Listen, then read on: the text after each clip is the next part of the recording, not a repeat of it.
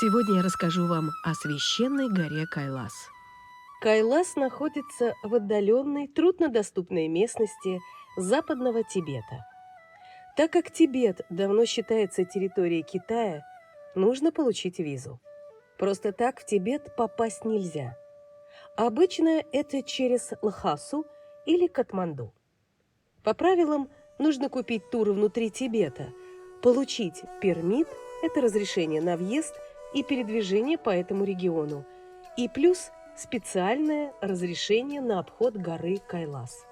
Для того, чтобы доехать от Лхасы до городка Дарчен, откуда начинается ритуальный обход вокруг горы, потребуется 3 дня пути. Это 900 километров. Дарчен находится на высоте 4550 метров. Длинная дорога дает возможность погрузиться в атмосферу величественных гор Тибета и постепенно акклиматизироваться к высокогорью. Далее мы узнаем, почему эта гора имеет сакральное значение для паломников и почему ее высота не признается учеными. А знаете ли вы, что восхождения на Кайлас запрещены? Это как раз тот самый случай оскорбления чувств верующих. Хотя альпинисты пытались покорить Кайлас, но гора никого так и не допустила до своей вершины. Одним из интересных фактов является неопределенность ее высоты.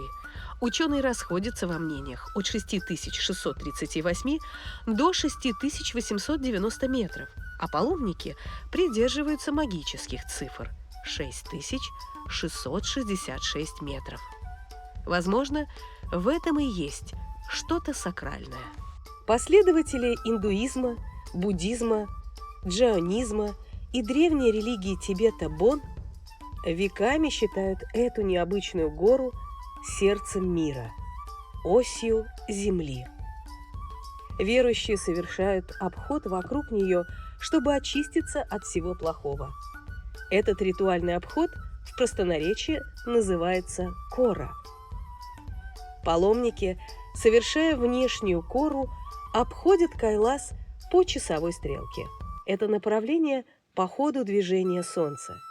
И только паломники религии Бон против часовой стрелки, то есть навстречу Солнцу. Особо верующие отправляются в путь с простираниями, ложась ничком на землю, отмеряя длиной своего тела весь маршрут.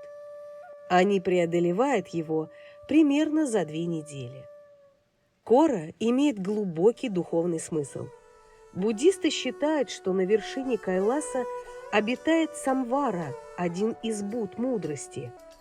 В индусских ведах написано, что там живет всесильный бог Шива, мастер сжигания плохой кармы и разрушения иллюзий. Для джайнов Кайлас священен.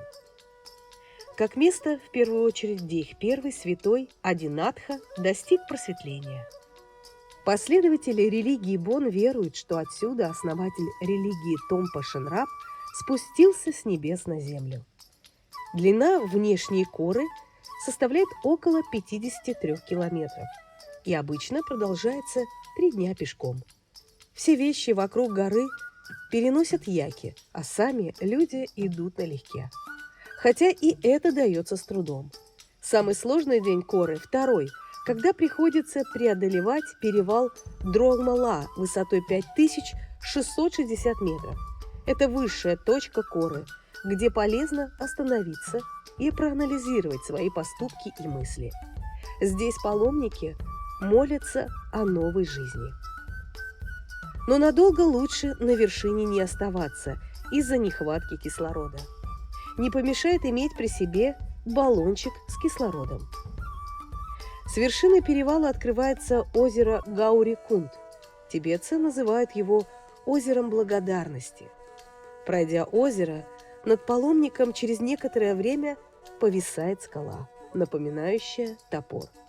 Она так и называется – топор кармы. В этом месте коры после перевала топор окончательно отрубает старую карму у паломника, и он может начать новую жизнь. И еще одна загадка Кайласа – 2 озера Одно с живой, другое с мертвой водой. Они находятся в 30 километрах от горы и разделены только узким перешейком. В живом пресном озере Манасаровар вода кристально чистая и вкусная, обладает лечебным эффектом, придает бодрость и проясняет сознание. Воды этого озера всегда остаются спокойными, даже при сильном ветре. Известно, что озеро Манасаровар издавна рассматривалось паломниками как находящееся недалеко от истоков 4 великих рек Азии, а именно Брахмапутры, Гхагары, Инда и Сатледжа. Поэтому это осевая точка, которую паломники посещали на протяжении тысячелетий. А в мертвом озере Ракшастал вода соленая, непригодная для питья, и здесь всегда штормит, даже в безветренную погоду. Его еще называют озером демона. Хотя ученые утверждают, что в Ракшастал слишком много серебра, и потому в ней ничто не живет. Итак, мнения между учеными и паломниками расходятся, и в этом что-то есть магическое. Как бы там ни было, Кайлас по-прежнему остается непокоренным, а потому не теряет своей привлекательности как для альпинистов, так и для любителей заглянуть за границы реальности.